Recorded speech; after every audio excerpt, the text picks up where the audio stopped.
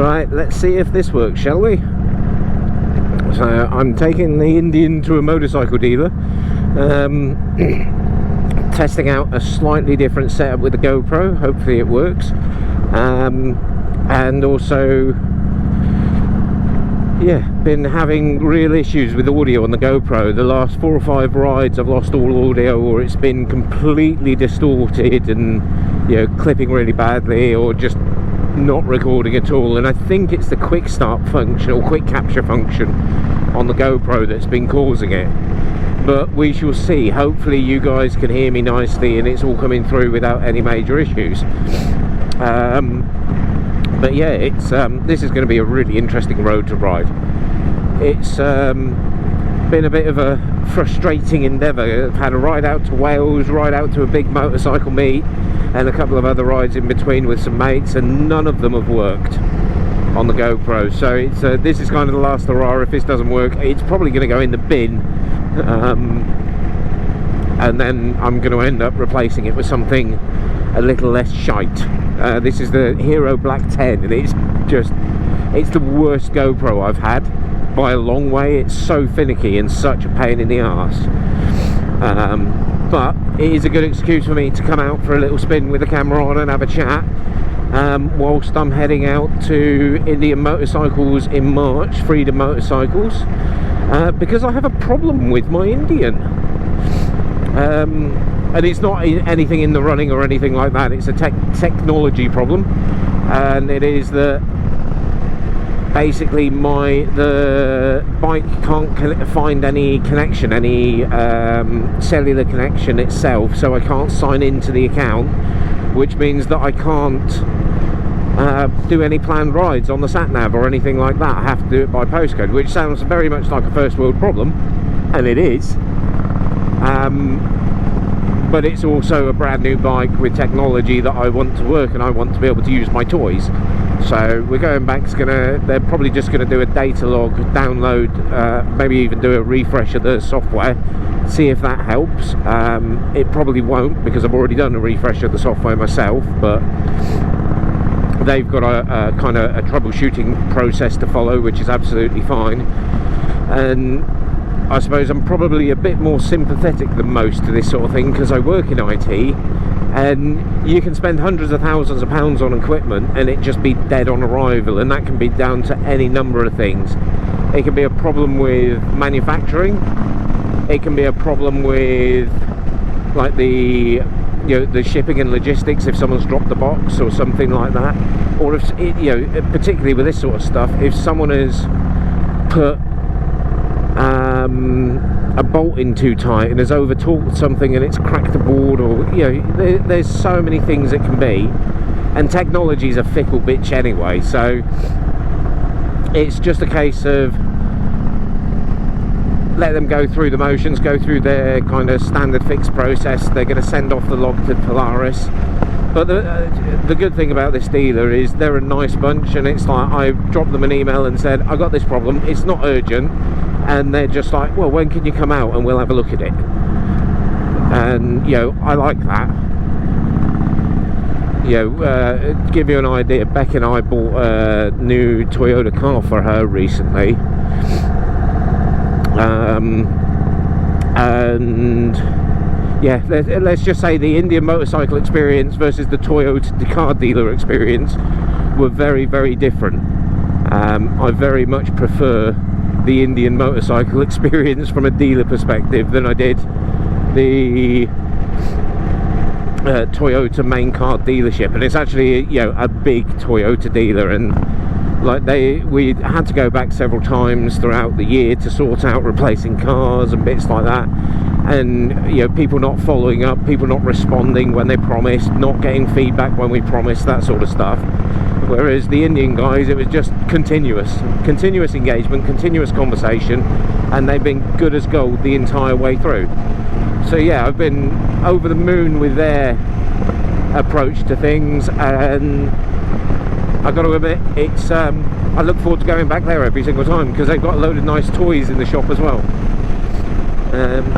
But yeah, so fingers crossed we get this one sorted out in the next couple of weeks.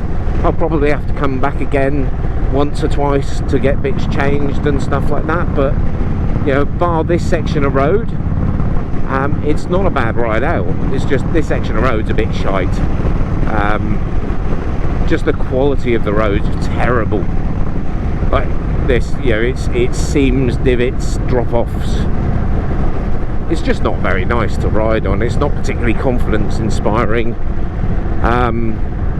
And I've been on a couple of rides. They've patched some of them, but you know, around here in Huntingdon, Cambridgeshire, you know, around Peterborough as well, like some of these potholes, I went through one in my van and I had to pull over because I thought I'd broke the bloody suspension. It was that loud a bang and that hard an impact. I genuinely thought I'd broken something quite important.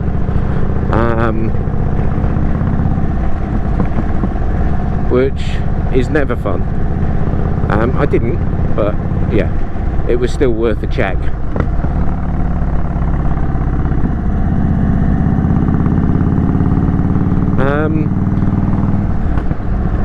So yeah, we went. So myself and a couple of friends went to Royston Motorcycle Meet night before last. That was very cool. Lots of cool bikes there. I wasn't overly impressed with the stall turnout and that side of things. The Indian dealership I'm going to was there, but I was honestly, for the size of event, I was expecting a little bit more. But the range of bikes that were there more than made up for it. You know, there were some absolute magical machines there, and everything, like the proper bike meet bit where you've got a little bit of everything. And yeah, we absolutely loved that. And then a week or so ago, I did a big old road trip to Wales, which was about 450 miles all in, with a different group of friends. 3 Indians and a Harley did that one, and that was hilarious. We went to Baffle House. You got 2 Indian scouts, you got this chief, and then Harley Iron 883, I think it was, the Sportster, which decided to eject its fuel cap going down the motorway, which was quite funny. And yeah, the lady riding that had a couple of challenges. So it's temporary fuel cap with some insulation tape over the top of it to hold it into place, which, yeah, it is what it is. But it was a brilliant ride. It was good fun, and they were nice people as well. And yeah, that's kind of it really. The only other stuff going on in life right now is the fact that I am due to be made redundant in August, September time. I'm on the job hunt, and if anybody is going through or has been through redundancy or is facing redundancy, you have all of my sympathies, because it is a horrible experience. It seems to be busy doing lots of nothing, and hugely stressful for what it is as well. It's like, yeah, we know the company's falling over, and like financially it hasn't worked out the way that everybody wanted it, but I don't know, I think if you work for a company that deals with businesses in administration, you have to have an element of a conscience bypass. It's don't bother moving over or anything. It's not like you had 3 foot the other side of your fucking car. Yeah, if you deal with, you know, taking companies through administration, I think there's an element of you need to have a conscience bypass and be a very particular kind of person. And it's not necessarily that they're cold or anything like that, but they need to be able to detach themselves, because, you know, as you can imagine, if we've had people in the business there for 20 odd years who are being made redundant and they're getting nothing. There's no severance, no redundancy, no notice period or anything like that, because it's an administration and it's liquidating. It very much is a, right, you're redundant, you finish tomorrow, that's an end of it, you're not being paid any more money. Which is, you know, I've been there for 7 years. If I were made redundant in the traditional way, you know, I'd get a payout and it would be worthwhile doing. But yeah, I get naffle basically, same as everybody else in this situation at the business, and it's yeah, not fun. And we're spending time, you know, dismantling or letting stuff fall over that we've spent years, some people decades putting together and making good. And yeah, it's just a bit miserable really. If you can't tell, I'm very much doing a chilled ride this morning. I am enjoying the cruiser being the cruiser that it is. It's lovely, warm and sunny. Got a mesh jacket on, so I've got a bit of a chill going on, which is great, because I've got a good hour or so I've got to wait round in March where this dealership is, so I'll be going for a cup of coffee or a breakfast or something like that. And yeah, that's kind of it really. I'm hoping this camera position works. I've changed the mount and hopefully microphone working, otherwise if not I'm doing another ride where I'm just talking to my fucking self. Yeah, and then I was thinking I'm gonna start doing a little bit more content on this when it's nicer weather. I was also thinking about doing I don't know, just some like bits, like voiceover bits, because there's some stuff that I'd like to talk about, you know, around new bikes, what's going on with that, but also around other stuff outside motorcycles. And I've got, whilst all of this is happening with work, I've spun up this little Strange Monkey website, strangemonkey.com. It's monkey with a U, M-U-N-K-E-Y, and that is just t-shirts, hoodies and bits that I like doing, and I'm going to spend a bit of time over the next couple of weeks coming up with new designs for that. And yeah, hopefully it's like it's never going to be what I would consider a career doing printed t-shirts and bits like that, but what it could be is a bit of fun that makes a little bit of extra pocket money here and there, and if it does, I'm okay with it.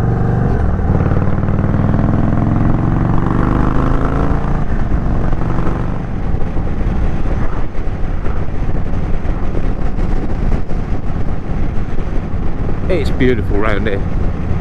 I love living in this part of the world. The only thing I miss is being near a beach. But gorgeous. Let's see how this is for wind noise and bits like that, because I've got the wind suppression turned off at the moment. On the ride back I'm going to do another recording and turn that back on. Do I have it turned off? I think I've got it turned off. And then tonight I've got some cables being delivered from Amazon, which is essentially an inline volume control, because it should work where this peaks and crackles. If I put an inline mic in there, inline volume control, in the 3.5mm jack, I should be able to adjust the gain. You know, it's essentially the reverse of adjusting volume. So yeah, we'll see how that works, because it would be nice to just bring the gain down slightly on the GoPro without having to use an external recorder, because I don't want the faff of having to cart around another recorder every single time I want to do a little like chat or anything like that. I like the idea of getting some exhaust audio and setting it up on the bike that way, but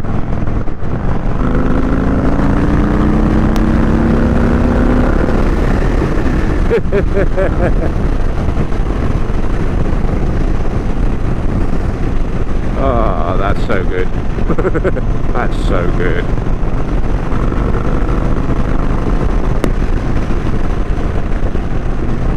Oh, so for the long ride to Wales, so this seat's fine for me for a couple of hours. The Wales ride was a good 8 hours. And I was a bit concerned about comfort and that side of things, because, you know, I'm the wrong side of 40. I'm a bit of an old fart now, miserable, and I'll complain if I have a sore body. So what I did is I got a sheepskin, which looked like my dog shaved, thrown over the saddle. I bought it was like 20 quid for this sheepskin. Look, it looked a bit odd, I must admit. I wasn't particularly pleased with the aesthetic, but it was so comfy. I highly recommend it. If you want a cheap and easy way of being comfy on a longer ride, get yourself a sheepskin. It's 25 quid. I went to Lamland, I think it was, and it was delivered within 2 days.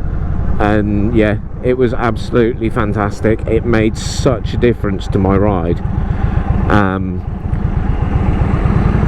I do want to change out the saddle. There's I can't make my mind up as to whether or not I want the Saddleman one or the Corbin or a Mustang or something like that. But like with anything that I own, there's loads of bits that I want to do to it. I'd like to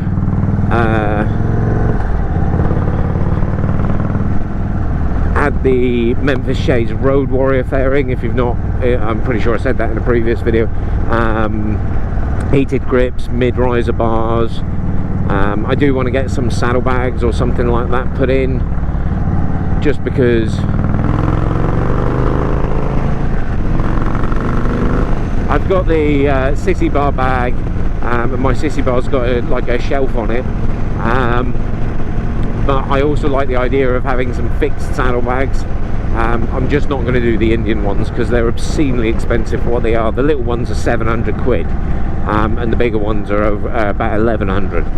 And I can pick up some, you know, they're not going to be the same quality, but for about a quarter of the price I can pick up some from Motia, which is where I got the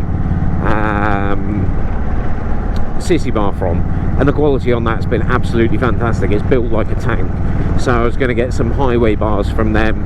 They do some like nice big chunky 38mm highway bars with a little rubber bit on the top where you can put your feet on it, and I think that with some forward controls on this thing, and I'll have like a proper mile muncher, which is exactly what I want. I want to be able to do long road trips, go out to the lakes, go to the Peak District, down to Dartmoor, that sort of fun stuff. And hopefully at some point, if I've got a comfy enough passenger saddle, take Beck with me to do the NC 500, and go up and do the NC 500 for a couple of days. I think that'll be quite nice and an enjoyable all-round trip. Anyway, I'm just around the corner from this dealer. Well, round the corner, I'm a couple of minutes away from the dealership.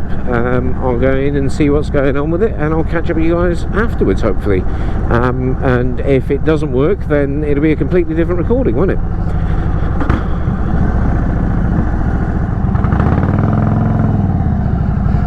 Well, as expected, they weren't able to sort out the account details today, but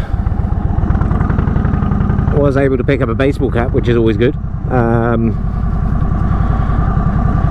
yeah, I mean, they're good as gold at that dealership. I absolutely love visiting. They're just an all-round nice bunch of guys, and they're building out for a customer a custom bike with a 360 rear tyre. It's an absolute monster of a thing. It looks hilarious, but yeah, it's absolutely awesome.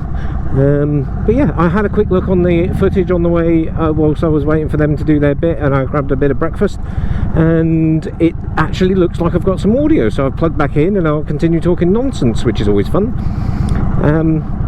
So yeah, the only thing that I didn't talk about on the way here, because I ran out of time, is our wedding. So it is 3 months today I'm going to be married. And I'll be honest, with everything going on with the redundancy and the business going the way it's going and all that nonsense and crap that we're dealing with, the wedding is very, very much the saving grace. It's the bit that is keeping me sane, for lack of a better description. It's very, very exciting. It's the vast majority of it sorted out. Beck's got to sort some shoes, and we've got to get the boys and her dad a suit and some bits like that, but the rest of it, we're pretty much there, even down to the point where we've chosen menu options and bits like that. It's absolutely fantastic. So yeah,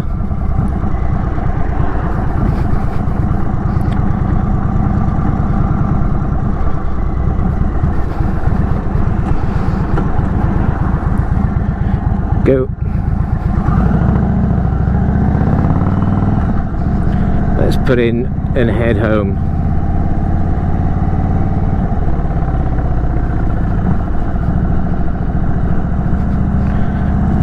Thumb on this glove sometimes doesn't work, but yeah, it's the wedding's properly exciting now. 3 months away. It's only like 94 days. It's going to be amazing. I'm so excited about it. So we've got a couple of little bits and pieces that we need to sort out here and there for it. Like I say, suits, shoes, and that's about it really. There's not much else. So yeah, but I'm gonna enjoy a ride home, a little half an hour poodle home, and then I think that's it for the day. I've got a day off, it's a Friday, and I can chill out. Won't that be nice? Right, catch you all later.